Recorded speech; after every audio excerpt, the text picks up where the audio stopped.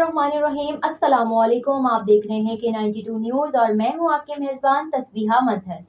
शामिल करते हैं आज की अहम खबरें और अपडेट करेंगे आपको कराची से। सरबराह पाकिस्तान सुन्नी तहरीक मोहम्मद सरवत एजाज कादरी ने कहा कि पाकिस्तान से वफा करने वालों को मुल्क की तरक्की और खुशहाली को यकीनी बनाना होगा।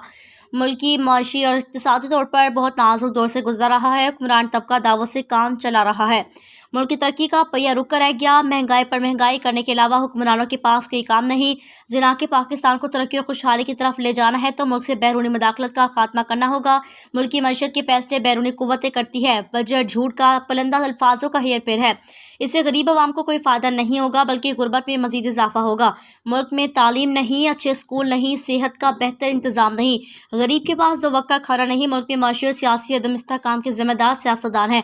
उम्मीद करते हैं कराची के नुमंतखब मेयर आवाम को खिदमत का शार बनाएंगे।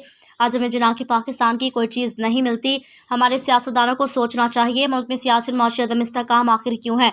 मुल्क को तरक्की की जानिब गामजन करना है तो मुल्क से वफा करने वालों को ईवानों में लाना होगा। इन ख्यालात का इजहार उन्होंने मरकज़ अहले सुन्नत पर वफाए पाकिस्तान सेमिनार से खिताब करते हुए किया।